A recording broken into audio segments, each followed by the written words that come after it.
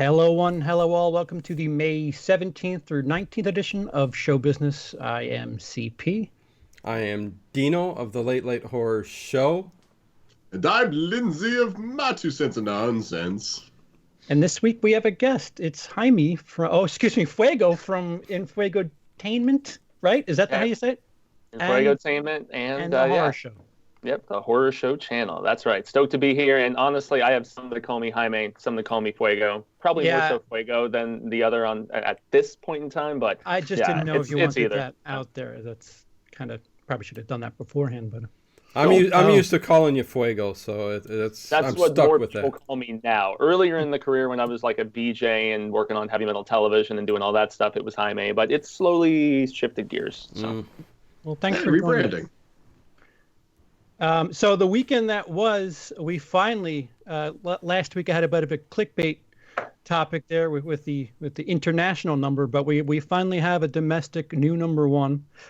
John Wick Chapter 3 came in with 57 million. In second, finally dethroned, Avengers Endgame came in with just under 30 million. In third was Pokemon Detective Pikachu at 25 million. Fourth was A Dog's Journey with 8 million. And fifth was The Hustle with 6. Thoughts? I just can't believe they made a sequel to A Dog's Purpose or whatever that other movie was called. Like, didn't that movie get in trouble for like abusing animals and stuff like that? Oh, is that movie? I thought that was a different dog movie. I can't remember though. Maybe. I think there was two. Like one, there was one year, then the next there was another. So it's who knows. Treat your animals right, folks. What the heck? Amen. Jeez. Yeah, my dad trained dogs for years, so that's messed up. Oh, totally. Yeah. Come on, PETA. So this is a rare occurrence. So Lindsay has no sort of modern knowledge of film this weekend, but Dino does. No. Well, I might have actually exaggerated a little bit just so I could say this on air to get your guys' reaction. I watched The Unicorn Store. Yes. Oh boy. Did you? In a minute. Don't worry. We'll get to that. But John Wick 3. I finally went out there and caught myself a new flick opening weekend, and pumped. I mean, John Wick 2 was fantastic. Number 1 was but great. That's not what you saw, right? But number 3 that I just went out and seen, I think was even though I enjoyed it, although towards the end of the movie I started getting bored with the action sequences that were going on towards the end of the flick. It was kind of it was a very lazy script. I think I told Lindsay right before we went on air that I could have probably wrote this script in about an hour because it was just action-packed video game play, in my opinion. I mean, there was one great fight scene at the very beginning with the knives and the daggers. Yeah, the rest were POV point of view, like the library, dude. Come on, the library was great. The dogs? The dogs? Does he kill dogs? No. Oh, no! Okay. He shot my dog. Okay. I get it. There was also a little too much CGI with those dogs, and certain. I know they have to do that nowadays, but balls. I mean, hey, nevertheless, I thought it was very lazy. They just said, "Hey, let's just make this action-packed from beginning to end," which, sometimes there's no problem with that, but when there's no script. I mean, the story went nowhere. I mean, there was a story, but it went nowhere. It was just very prolonged action scenes here and there. And like I said, the knife and dagger fight scene at the beginning was great. Everything else I thought was more video gameplay. Your POV kind of thing, and it just wasn't for me. Oh, they did POV. A little bit of that. It's like you were playing a video game. It's like boom, boom, boom. I'm going to shoot about 200 people. Which I get it. John Wick does that. You have seen the other John Wicks, right? Yes. Yes, CP. But the scripts were good. it just wasn't totally all out 100% action through. There was a story, and it played out very well. This one was I'll give you that this one's padded, but the third act seems like they're stretching it a bit. But I wouldn't say that they had nothing. I actually like this a lot. Yeah. Sorry. No, I enjoyed the movie. I'm pointing out the facts. What I think. If you guys have those aren't facts; those are opinions. Well, my facts are usually true. Hey, facts don't care about your feelings, bro. Reality is relative, man. But anyways, I mean, go on. I mean, if somebody's got a different point of view with it, just Josh and tell us what your facts are. No, overall, that's my take on the film. I don't think, I was even thinking, is Keanu Reeves like just calling this in, but I don't think so. I think he was like, I trust you guys. There's a lot of action in here. I'm not sure what he thought of the script. I really didn't read any backstory on what he thought of it. But again, it's just, I needed more. I needed more story. I needed a better script. Even Halle Berry, her part in this movie just kind of sucked a bit. Just barely in there, Right, right. I will contend that I did a review almost 20 minutes of this on Infuegotainment, so I will truncate this, obviously. John Wick, the first one, is the best in the franchise for me because it was the one with the most feels and the best story and everything. In comparison with the second one, I like this one better. I don't think this is necessarily the best movie of the franchise. That's the first one. But I was the most entertained by this one because the action was relentless and nonstop. The third one? The third one. Very, very well Really? orchestrated. I was the most entertained by the third one. I will definitely agree that the action felt about as sluggish as John Wick at the end of this movie because of the fact that he's been beaten to shit. And I mean, sorry if I'm not supposed to be swearing. You're good. You're good. Shit's PG-13. We're good. There you go.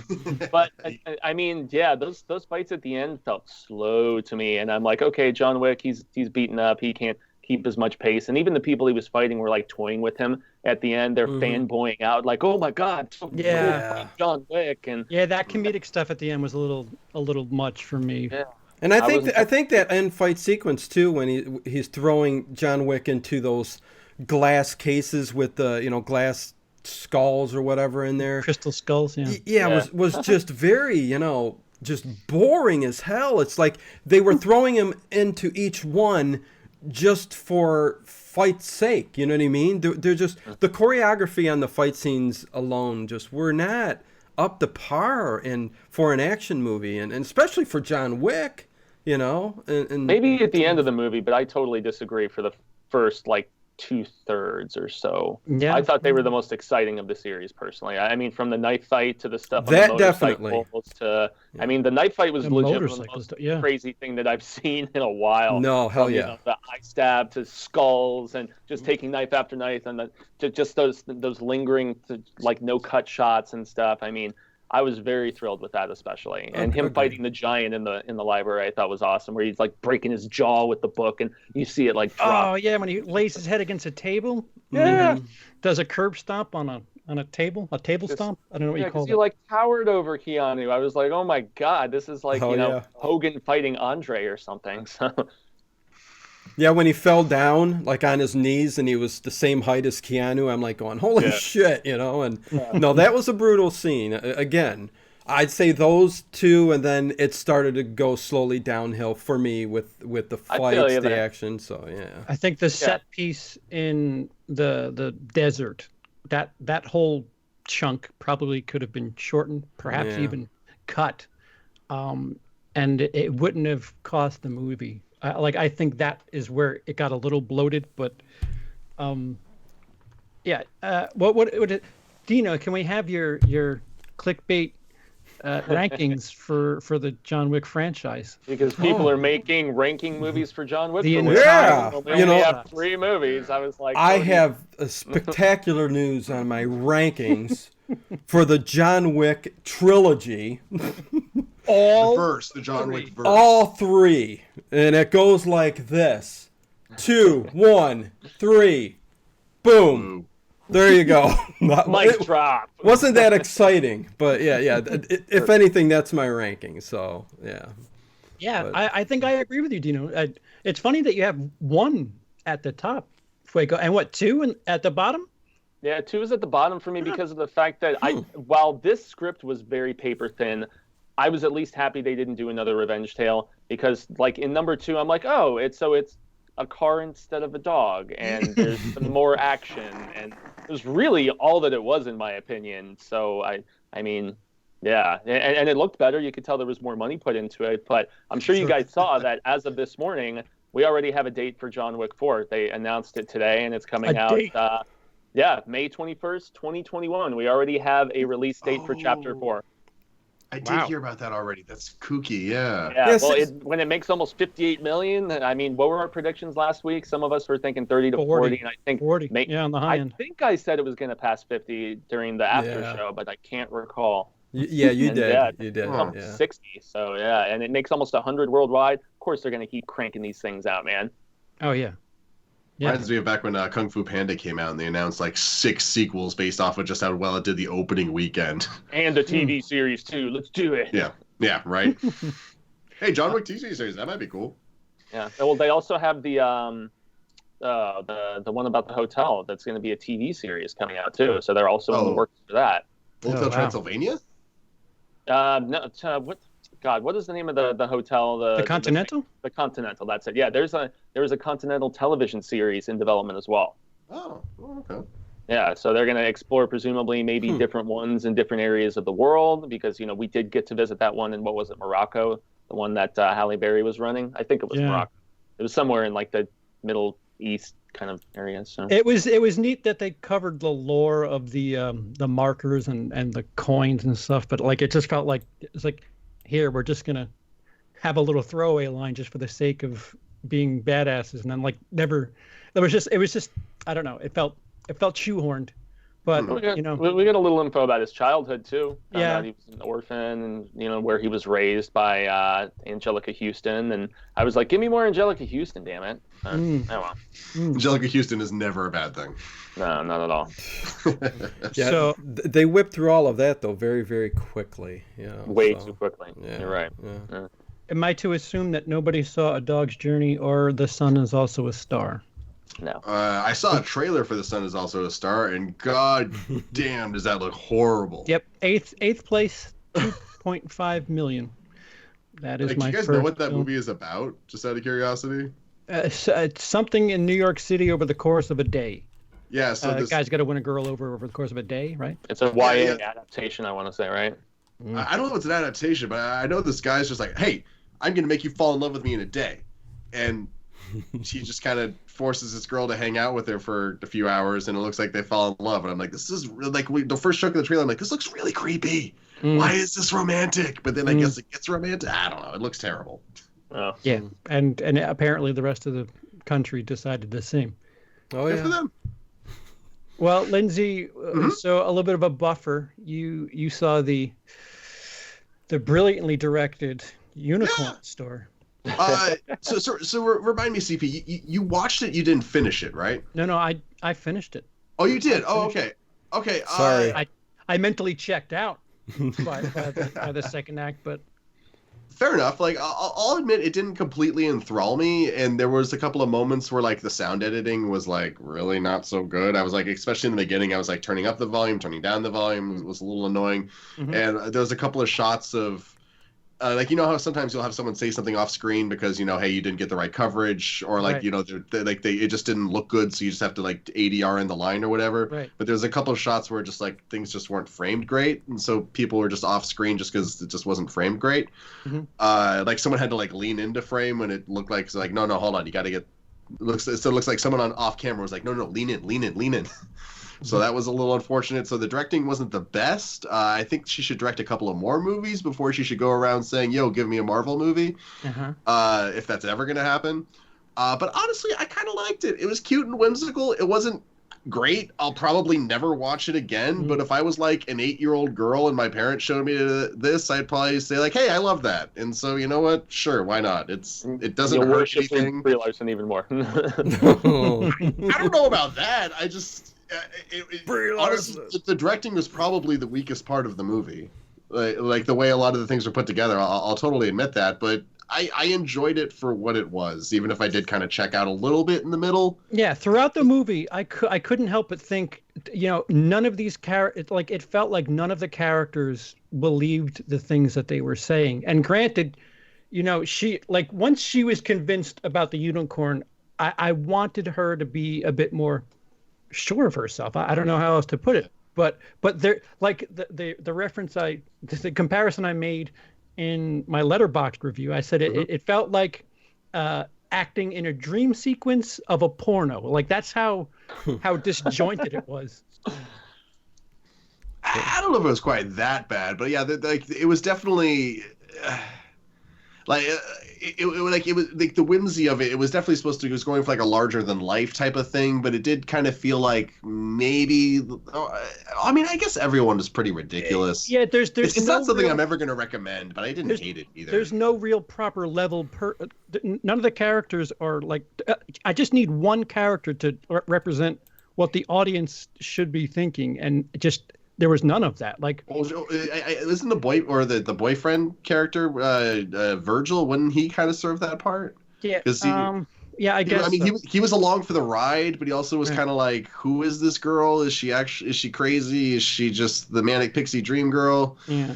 It was kind of interesting to see Brie Larson go for the manic pixie dream girl role, especially because there's like the stigmas that go with that character and like the cliche nature of it, especially because she's always trying to like break from those kinds of things, or at least she seems she's trying to. But I don't know, I believed her as it. It was there was a lot of really on the nose stuff, like when she's like in the depressed and on the couch in the beginning. There's like that really big fish behind her. It's like, oh, she feels like a big fish in a little pond. I see what you're doing there. It was definitely on the nose, and like the opening sequence when she's like doing her art, and it's this like big fancy colorful thing, and they pan out, and it's like she's in like this gallery with a lot more serious things, and like I chuckled at that, but then with like the over the top teachers that were like, but why was she was such a snot to her parents? Like I didn't get that. She was like insert joke about every YouTuber here. She was living at home with her parents, but like barking at them, and like it was. I don't know. I just. Fuego, can you believe they're talking about a silly Brie Larson movie on show business? Come on. That never happens here. I was curious if she actually wrote it herself or not. I was going to bring up the IMDb right now. I don't believe she wrote it. Okay.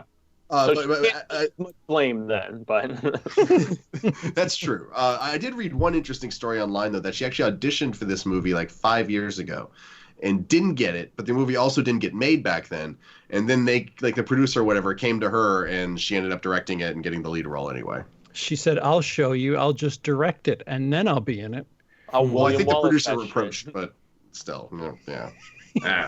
She had pull even back then. Let me do everything in this movie. Right. I don't think she's a terrible director, but she definitely needs to. I don't know. She's shut up and put on a bathing suit. She did a very good version. I'm sorry. Okay, that's a whole other thing right there. Okay, that was like Eric Cartman status. Like, shut up, bitch, get back to the kitchen and make me some pie. Yeah, dang, dude, that was. When it comes to Brie Larson, sure. I say it how it is. I did see another movie this weekend, which actually was a little bit better than some other movies I've seen in a long time. I don't know if anybody else has seen it yet. It just came out on it's VOD right now, Under the Silver Lake. Oh. I've heard a lot about that. Yeah. That's with Andrew Garfield, right? Yes. Yeah. That was one that I actually we did a trailer reaction on the horror show, and I was very intrigued because I mean I like those kind of noir, almost romance kind of. Oh, it's very art house cinema. Yes, I know. I have a soft spot for that sort of stuff. So. Same here. I mean, it's a bit David Lynch like too. It's very odd, weird, and strange. I mean, there's scenes where people are barking like dogs because he's kind of going a little crazy in his mind. It's kind of you got to do some thinking for this movie. It's really out there. But one I really enjoyed, and I would say, go check it out because I'm totally going to. yeah, definitely.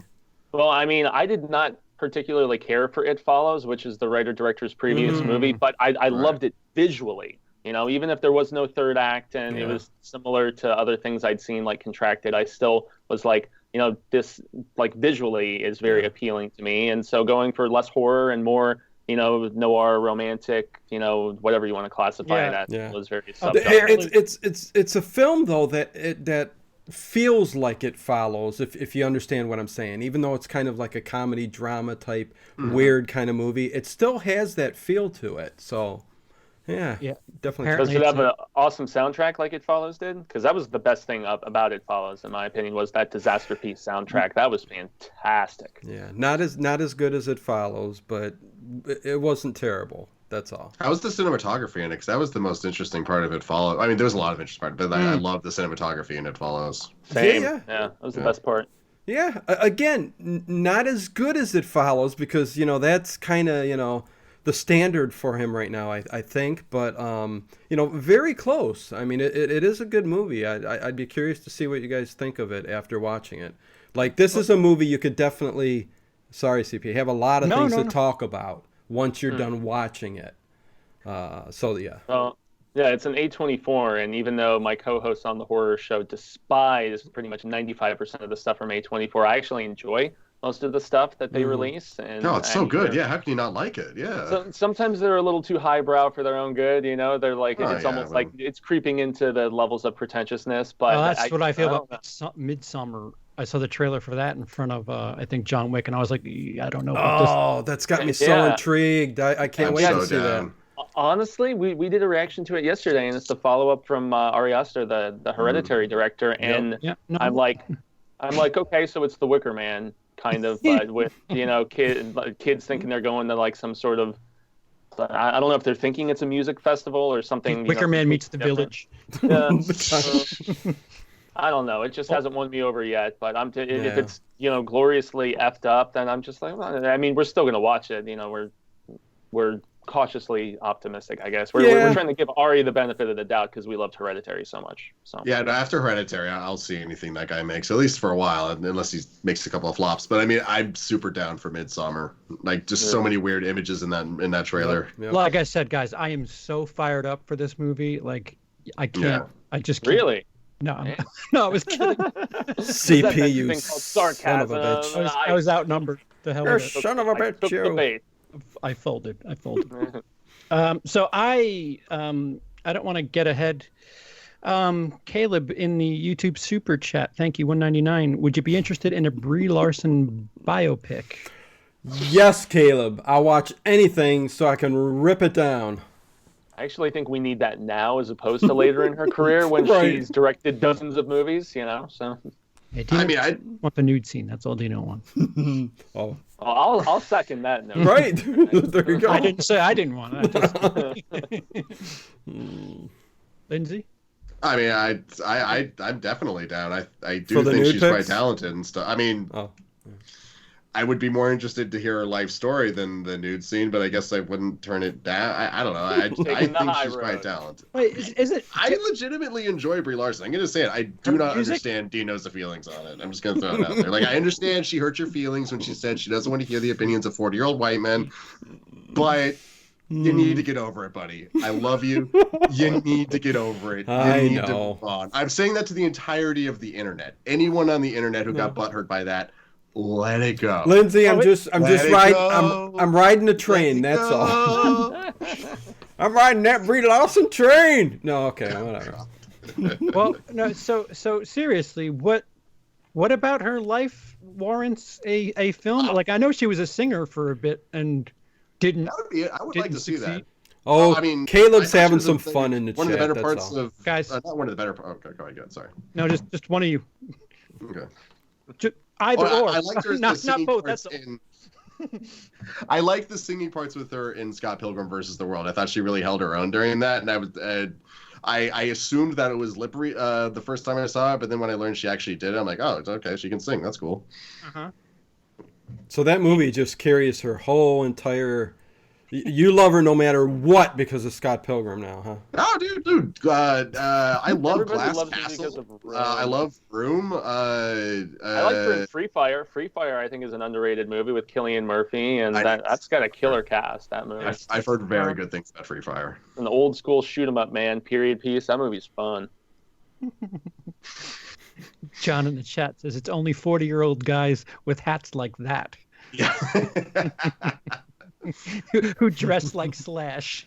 Well, you'd have to. If we give Dino Fuego's hair, then he's Slash. Oh, Well, I'm good. He's Slash and I'm Axel, so let's leave it at that. There you go. Yeah. Yeah. Oh, you got the drums behind you. Yeah. Yeah, I should get a black wig, shouldn't I? Anyway, go ahead, CB. yeah, curly Speaking hair. of South Park, by the way, I just saw that Glass. What happened?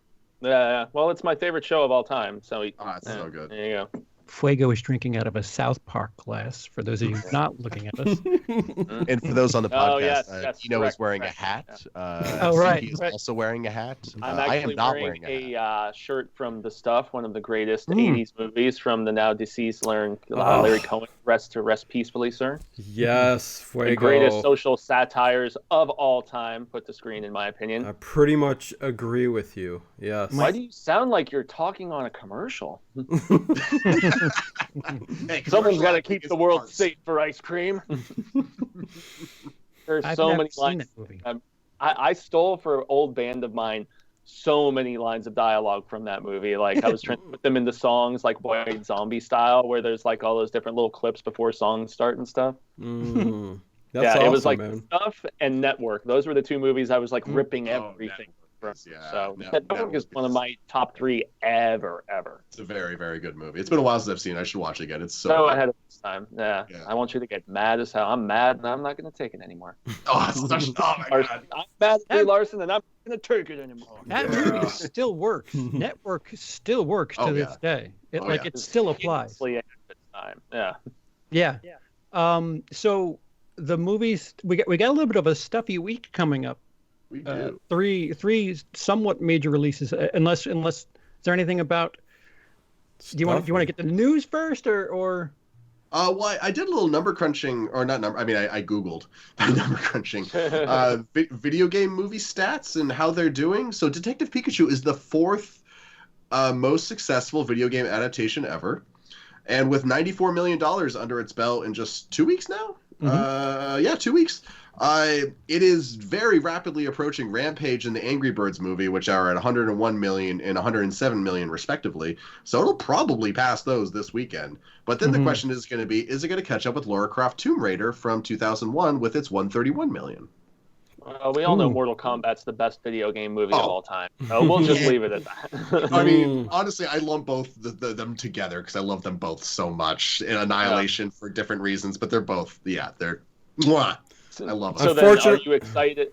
Sorry. No, I was just going to say, unfortunately, there's people who are going to love this newer stuff and don't even know what you're talking about when you talk about Mortal Kombat.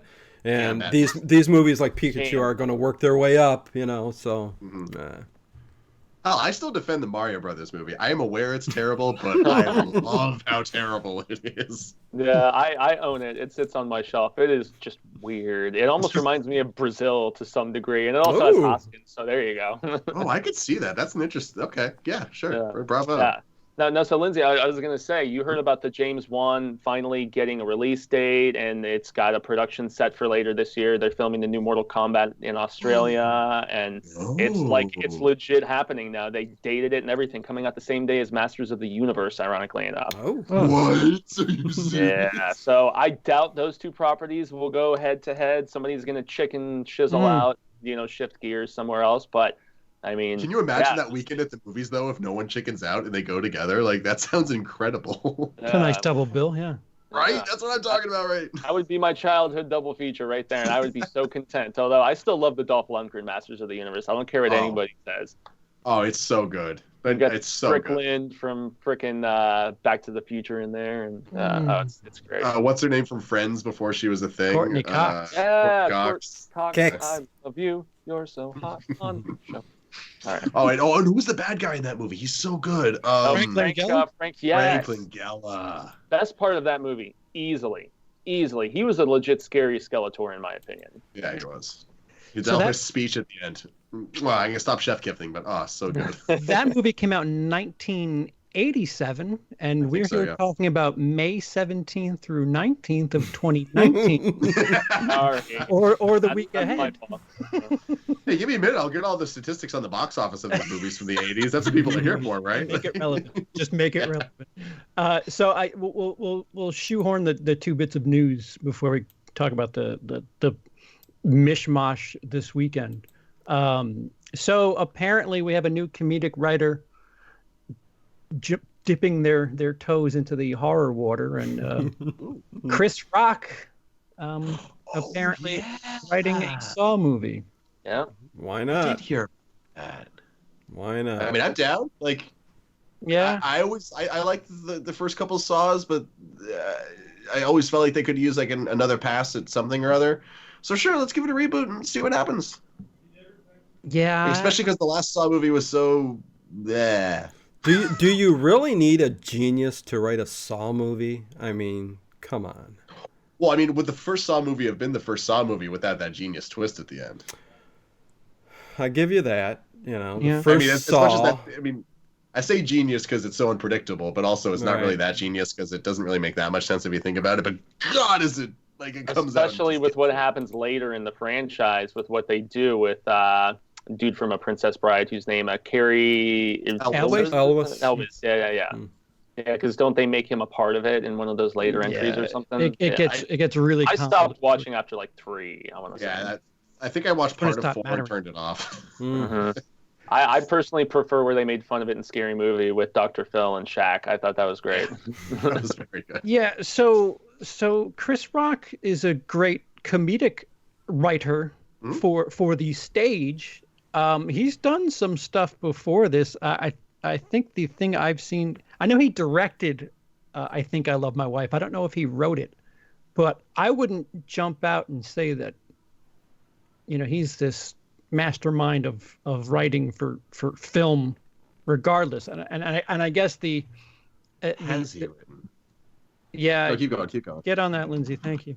I don't think he's got a track record that says, you know what, this is, I mean, granted it's horror, so people, just it has an automatic 2 notches down, so you don't have to do that well with horror. So it's just strange that Jordan Peele has kind of set this precedent that comedic talent can suddenly just start doing horror, and I don't know how I feel about that. Horror's doing fine without these big names. I've always thought of Chris Rock, at least as far as successful stuff on screen, much more so for his comedy films and things like that. Well, actually, stand-up films, I guess is what I was trying to say. He's good in supporting roles. Supporting in like Boomerang and Lethal Weapon 4 and things like that. I guess I really liked CB4, the Cameron Davis movie, but the stuff where he was the star of a comedy film, I never really felt like he carried it as well. So I mean, maybe he could blossom within horror. I know that he's just responsible for the story, and then he's handing it off to be actually scripted by the team of the guys who did the recent Jigsaw. So, oh, really? Yeah, so he's doing story and then handing it off to them. I'm presuming maybe to flesh out some of the violent set pieces or whatever else. So, and it's a soft reboot, so it's not like a complete remake of sorts. Yeah, it's actually set to be directed by the same guy who did Saw 2. Yep. So that guy, he did Saw 2, 3, and 4, and then he did because I was just talking about this on News with Booze last night. He also did Repo, and then he did the Devil's Carnival, Demon Carnival, something like that. A couple other goth horror musical type bits. So Chris Rock said, "I'm going to become the next Jordan Peele." God. That's what he Except said. he's 10 years older than him. Caleb in the YouTube super chat, $4.99. Thank you. Texas Chainsaw Massacre, written by Larry the Cable Guy. That's what the box office is missing. I would see that opening night. I will not like it, but I would watch that opening night just to see how bad it gets. It's as the long right as they audience. if they have Danny McBride as Leatherface and he actually takes the mask off and has some one-liners here and there, then yeah, sure, let's do it. Why not? You know what? I forgot about that. Danny McBride having a piece in Halloween. Like I don't understand this. And Alien Covenant, he starred in it too. So, Right. What is this comedian's doing? They're all getting together and taking over the horror community. So, in Well, Hollywood. I mean, We're doing fine. They're doing just fine without him. I don't understand. I still contend Robin Williams was scary as all hell in 1 Hour Photo. Oh, If yeah. you guys have ever seen that movie, that was a terrific performance. So I mean, some comedians can branch off into the dramatic and even the scarific, perhaps, but it just doesn't really happen very often. I think Jordan Peele is the exception to the rule in a lot of ways. So. Mm-hmm. Lindsay, you got any resumes from Chris Rock there? I completely forgot about Head of State. I liked that movie. He wrote The President. Yeah, he wrote that. Yeah, that's interesting. But nothing else is really jumping out at me. Top 5 is his too, right? With top 5. Yeah, 2014. Did he write that or direct that? He wrote that. Did he direct it? Yeah, he did direct that too. Yeah. That's where I first noticed Leslie Jones. Leslie Jones is really good in that movie. Oh. Yeah, Leslie Jones has kind of really grown on me. I love her. I like her a lot on Saturday Night Live. Yeah, I've grown Unless, up. Yeah. unless you're a Ghostbusters fan, then you'll tear her to pieces on Twitter, which was just really awful the way people acted about that movie. That's fandom, of course, the response to that Ghostbusters movie. Well, to be fair, that first trailer was bad, but I mean, the movie itself was fine. Like, it had funny parts, it had dumb parts. Okay. It was forgettable.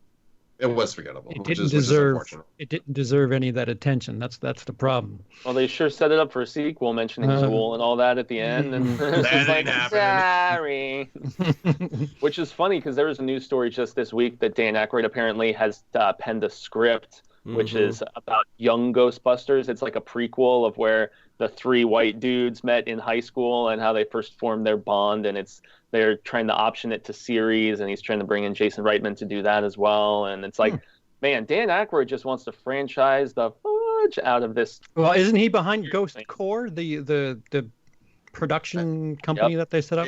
I think it's him, and what's her face from Sony. Amy something or other. Amy Pascal. Amy Pascal, the one who pissed everybody off when her emails got leaked. Well, yeah, that was an interesting experience when that was happening. Very candid, that woman. But she didn't think anybody'd ever see her real opinion about things. So, I mean. So here's a nice segue and a pivot all at the same time. Speaking of internet backlash, there was some news that dropped midweek last week. It seems like that's we get big news on Wednesday, Thursday, as our show's on a Monday. Robert Pattinson as Batman. And I'm the open-minded internet about said it. thud. Said thud. You're I think there's 5 petitions now to get Is it there recast. I think it's 5. I could be wrong about that. I'm open to it, honestly. I've heard nothing but really good things about what he's done in the indie scene, and I keep meaning to see all these movies because I keep hearing really good things about them. Yeah. Which one? Good Time. Good Time is an A24 that's fantastic, man. Yes. I do definitely see that. The David Cronenberg one, he's great in that. He's getting rave reviews at Cannes right now for his role in The Lighthouse, I believe it is, him and Willem Dafoe. Yes. It's a follow-up by Robert Eggers to The Witch, and everybody has said it is ridiculously good. So High Life is a sci-fi one that I really want to see that I had a lot of friends recommend to me. So he's gone out of his way to shed his prior image. And right, yeah. I'm totally okay with this casting, honestly. And he only had like 3 lines, but I loved him in Harry Potter. I thought he was good. They just killed his ass. I mean, before he owned those 3 lines, sir. Yeah, he was a but yeah, good the name. Yeah, so people just seemingly only know him as a sparkly vampire. Well, it's hard to break from that. Right. Sure, but Kristen Stewart, Yeah. I mean, listen, she's not getting Catwoman or anything, but Kristen Stewart has kind of shook that. Well, Can you imagine her as Catwoman? There is a petition by Twilight fans to cast her as Catwoman because Catwoman should be Make that happen. Penguin are to be the villains in this movie, and everyone's like, "Please let Kristen Stewart be Catwoman. It'd be so perfect." It's so weird that they're doing Penguin and Catwoman in this movie. Like, are they just remaking the Dark Knight, Batman Returns? Which is my favorite Batman movie. Oh, it's a good movie. I'm not saying it's not a good movie. It's just so good. Yeah. I think Kristen Stewart without kept. Christopher Walken, what are you doing? I think Kristen Stewart kept pounding the pavement until finally they said, "Okay, she's doing so many different things.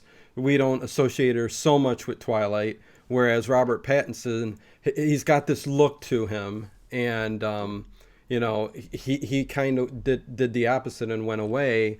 And he is a great actor. So I think he did it his way, she did it her way.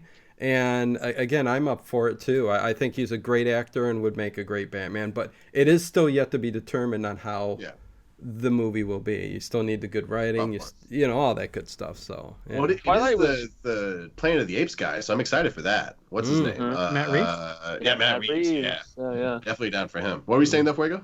Well, I was just going to say that it's funny because she has also won me over as well. I mean, American Ultra I thought was really good. I enjoyed her in Personal Shopper. She wasn't even bad in the one with Chloe Sevigny, the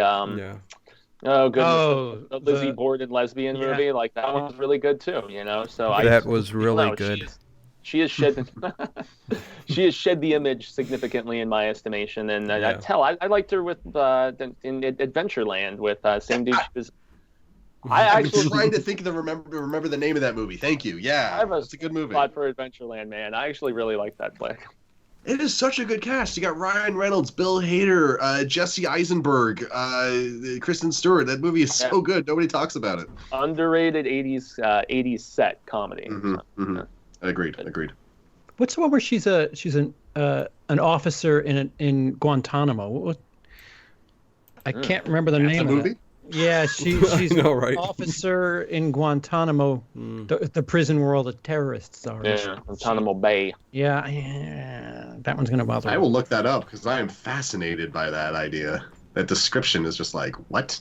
Yeah, so another little, tack to add on to this whole Batman story is I read somewhere that they're throwing the idea around. Granted, who knows what's solid at this stage, but the idea of the Penguin as a female has been thrown around. Oh, please come on! As long as it's Brie Larson, I'm. It's in the role of her life. It's Brie Larson as the Penguin. Honestly, I say bring back Danny DeVito. Just have him play. And she'll have a bunch of Penguin, and she'll have a bunch of little women behind her. Right? Anyways, go ahead. Is that the noise a woman makes? I guess. That's penguin. Yeah, it's a penguin noise. Bring back Danny DeVito. Gotta pay the troll toll. But honestly, why tinker with the Penguin and make the Penguin a woman? What does it matter? Spider-Verse just if it's a good. Go ahead, Lindsay. No, go ahead. Is that me or is that you guys? What? Oh. Can you hear Lindsay? Row. Yeah, I can hear you. You good, Lindsay? I feel like I'm going to cancel my Skype right back. Okay. I can hear you guys. Can you hear me? Yes. You can hear you. Okay, cool. Sorry. I can hear Ben Grimm saying Brie Larson is Batman. That sounds great. Why does Bruce Wayne need to be a man anyway, right?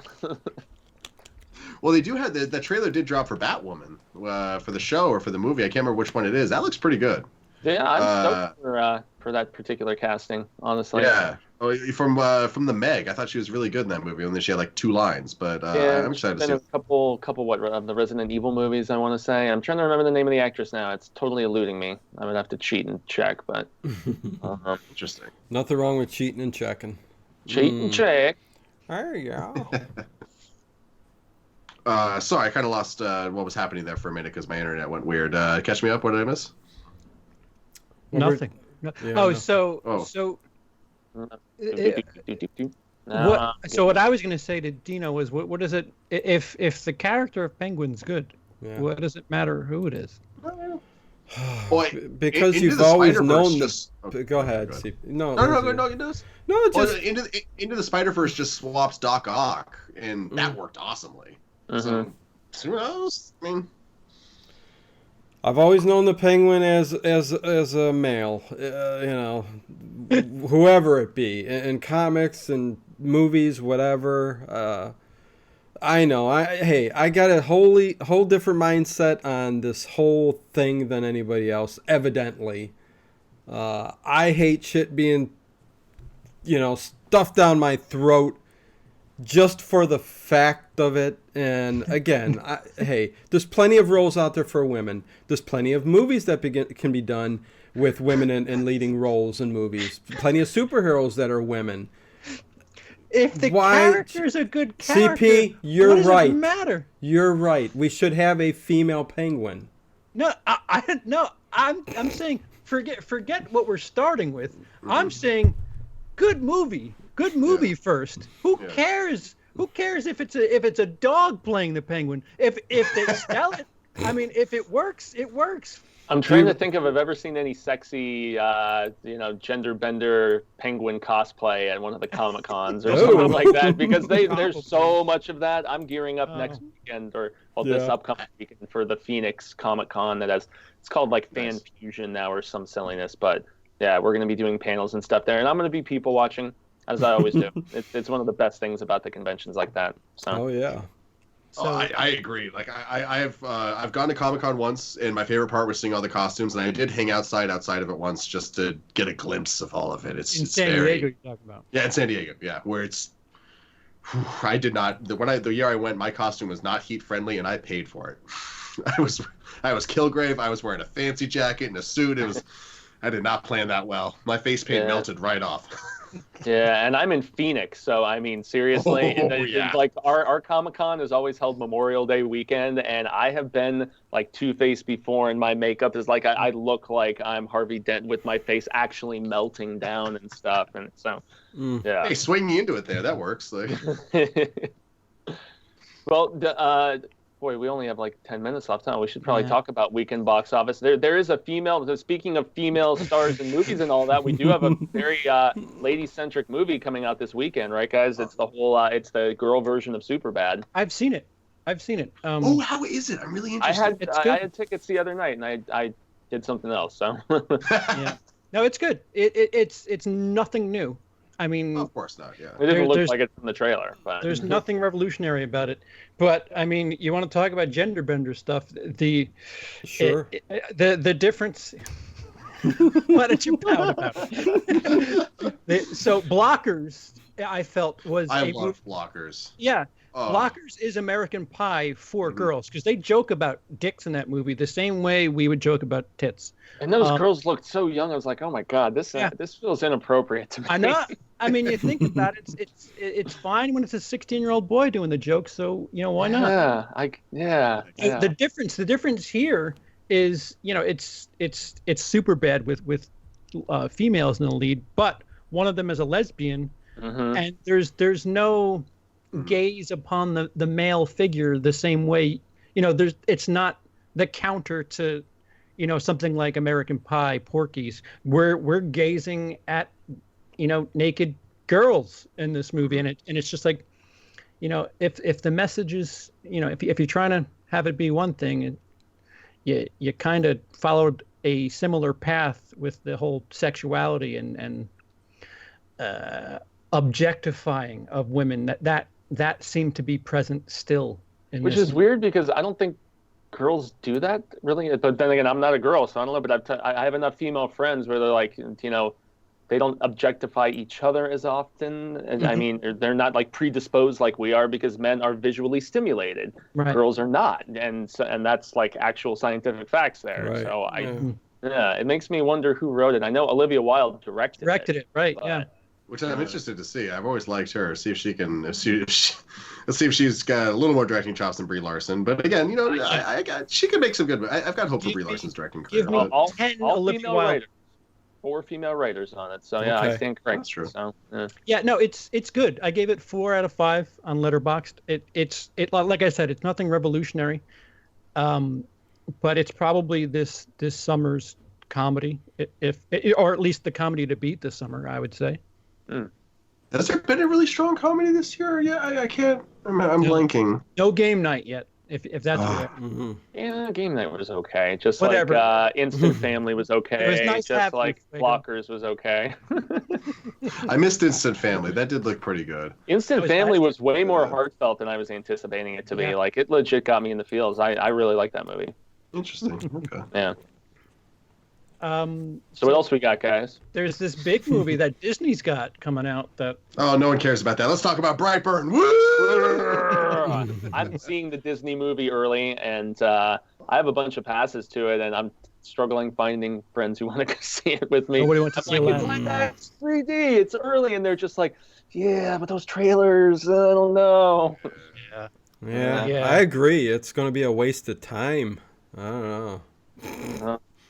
Actually, I'm going to go ahead and pull a good old Peter and plug a much bigger YouTube channel than us. Lindsay Ellis did a really interesting Of course. Yeah. Genie this week. It's pretty fascinating. But I'm not excited at all for this movie.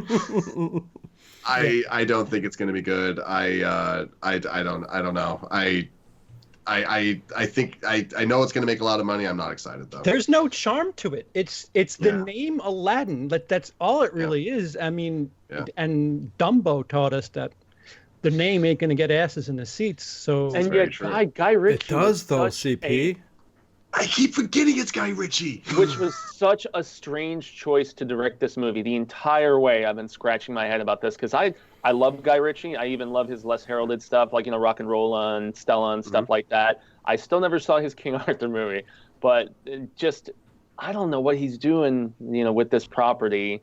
We'll see. But I'm going to find out regardless. Will Smith, you used to be able to take him to the bank if he was in a movie, and now there's no nothing with him for this movie.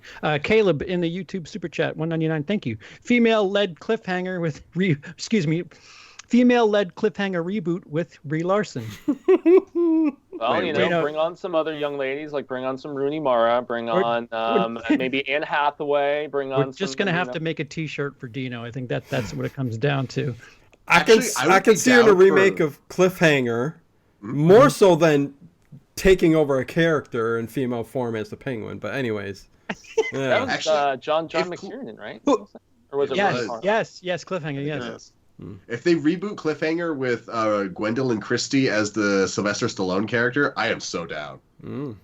Why is that Gwendolyn Christie though? Well, because she's big and she's ripped, and and then you got to go for the big ripped guy. I don't know. I'm just trying to. Why not just use Ronda Rousey because she's such a great actress? Yeah, exactly. You answered your own question, Fuego. Ronda. Well, didn't they have that remake of Roadhouse that she was going to star in? Yeah. And after she lost her title, they're like, "Yeah, sorry, that's not happening, girlie. You're not the big force to be reckoned with after that chick beat your ass." So. Either that, or she came in to read the script, and they said, Well, they had her going through acting classes and all this stuff after those Fast movies. They were trying to make her a thing. And then she's like, well, I guess I'll just go wrestle for Vince McMahon. Stop trying to make Ronda Rousey happen. We were talking about Mortal Kombat earlier. So what was it, Mortal Kombat 11 that just came out? Like, she is terrible as Sonya or wherever it is. Oh. Did they use her for the mocap or something? Or maybe, but like the line deliveries were just robotic. I didn't even know she had involvement in it. Holy smokes, man! Yeah. So Ronda, no, not Ronda Rousey. Rounding out the three is Brightburn for this upcoming week, which so excited. I don't know. My uncle has it out there, which there's that. It looks intriguing. As I look right now, there's 5 reviews in, 3 positive. It's currently a 60 on Rotten Tomatoes, but that'll change. Right.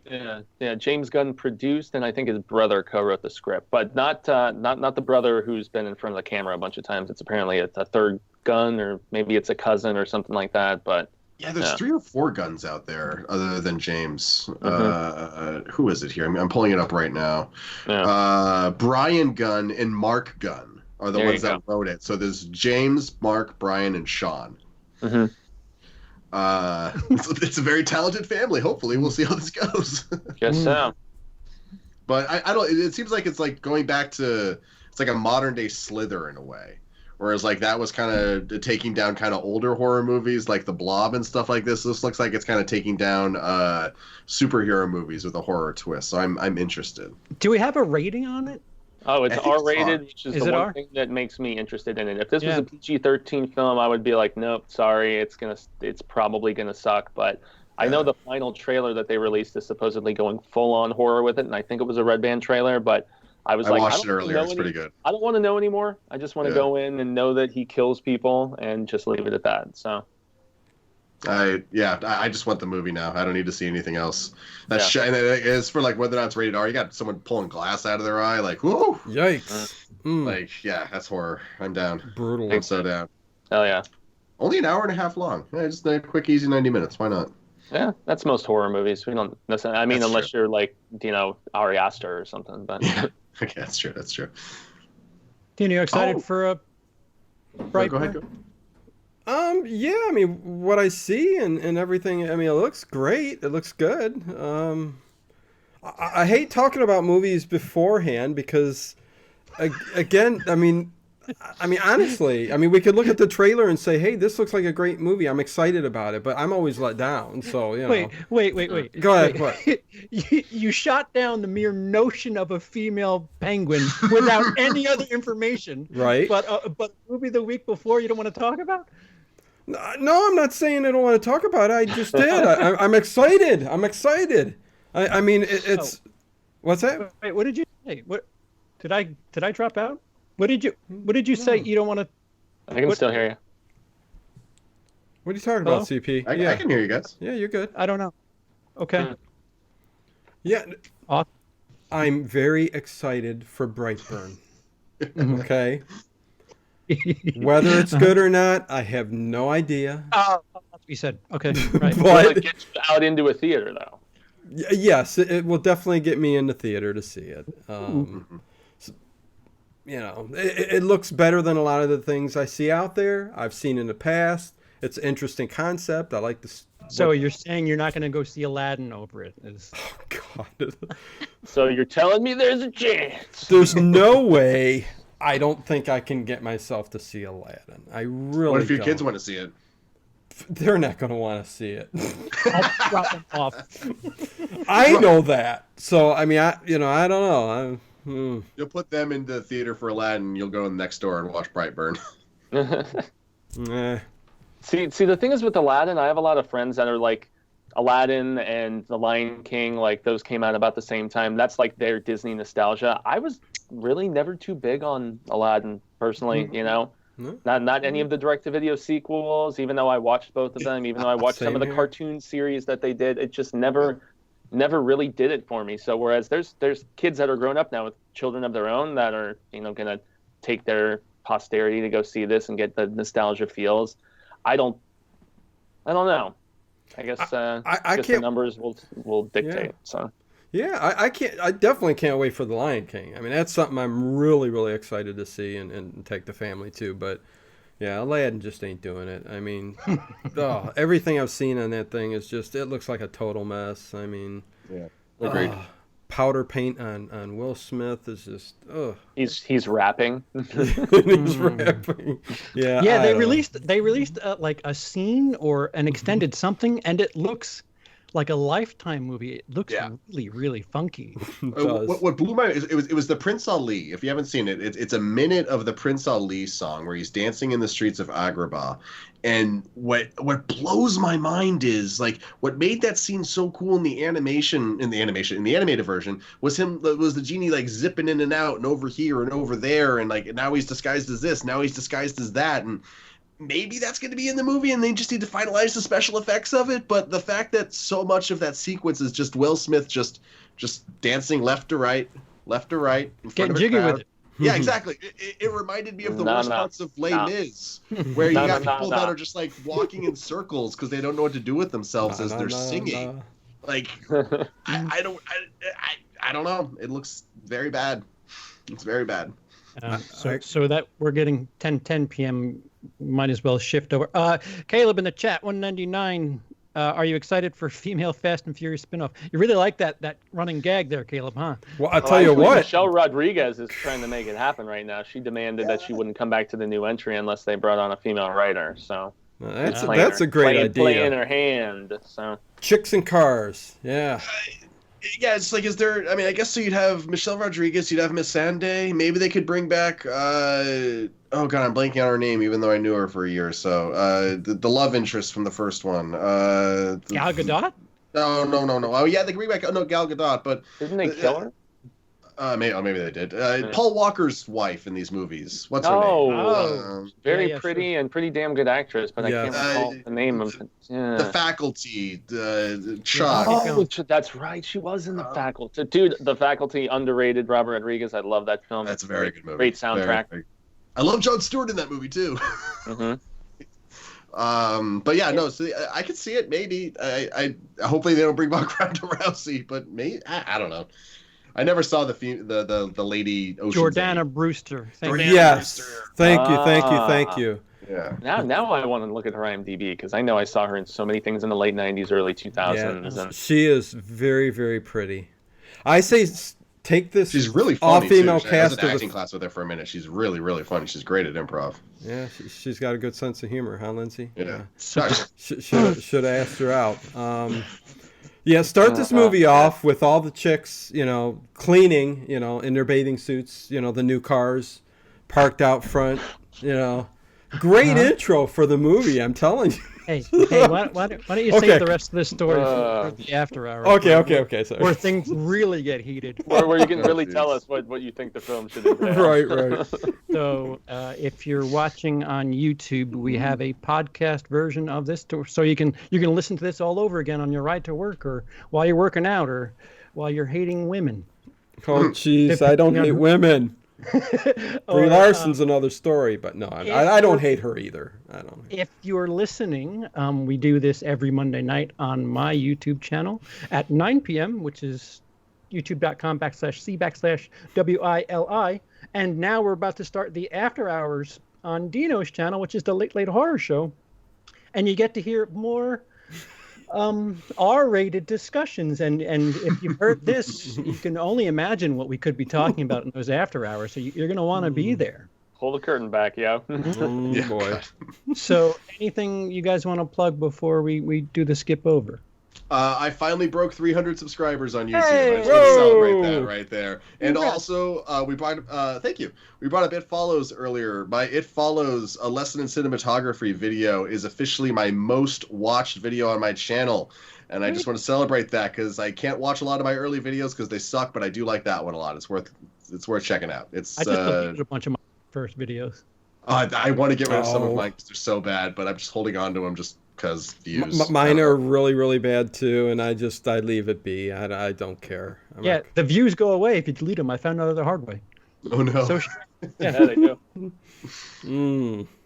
But yeah, that's all the exciting stuff going on my channel. That's all I got going on. I might have a video I'm putting out this week. We'll see if it comes to fruition or not. My family's in town, so I'm kind of distracted, but I do have something I'm stewing in the brain right now. Sounds good. Lindsay, what's your channel, man? So I can go subscribe right now. Oh, thank you, sir. It is called My 2 Cents of Nonsense. Since I've only been on this show twice, I need to do that. So yeah. I appreciate it. I'm pretty sure I subscribed to you last time. I'll make sure just in case. I love the name, man. Yeah, Fuego, get ready for content every 6 months. There we go. well, just joking, Lindsay. So you guys know that I abandoned my personal channel for like a year and a half while the horror show was going through its initial rise, and I just restarted it earlier this year and trying to be consistent with content and thinking about starting a Patreon and doing some other stuff. So hey, there you go. Slowly but surely. Gives me hope. I've only got like 666 subscribers. I passed that just the other day. So 666. You need more and than of course, that. somebody tagged me in that, and they're like, "Wow, you have 666." When I'm watching this video, it's perfect. And I'm like, "You obviously came over from the horror show and are checking out this channel." So. Oh yeah, that's awesome. Yeah. What about you? Do you know anything coming up? Well, yeah. I mean, right after this show, we'll be doing the after hours, and then tomorrow, me and Ted will be live, 9 p.m. Eastern time, doing our favorite horror film of each decade, from the silent era all the way up to present day. So, cool. Get ready for that. We'll be talking old school and new school at the same time. So that sounds dope. Yeah. All right, so be sure to join us on the Fuego, I'm sorry. I'm so sorry. No, you're fine, man. I should have asked you first. What do you got coming up? So for the personal channel, I just put up the John Wick Chapter 3 review, Parabellum, just this past weekend. I actually went and saw Long Shot the other day, and I filmed a review of it, and I actually really, really liked it. So that's going to be coming maybe tonight, maybe tomorrow morning. I got a metal concert I'm going to after we get done filming this tonight. But Nice. yeah, Aladdin review coming maybe Wednesday, maybe Thursday at the very latest, and I'm probably going to see Booksmart. So yeah, I'll do a review of that as well. And then lots of Star Wars content I just put up, Master and Apprentice, and then Dooku, A Jedi Lost, which is a review of a brand new audiobook that just debuted like 2 weeks ago. So if you like that prequel Star Wars flavor, hey, I've got reviews on Infuegotainment. And then obviously youtube.com/The Horror Show channel, relentless with all the spectacular stuff. So Awesome. Thanks for joining us. Wow. Oh, stoked to, man. Very happy to be a pleasure and honored to be, here chilling with you guys talking cinema. So. Well, now we're gonna let the hair down, so to speak, and really let freak flag fly. Right. So go on over there. We'll be there in about 10 minutes, folks. Over on the Late Horror Show. Woo. Thanks for watching there, guys. Seriously. And listening for the podcast people.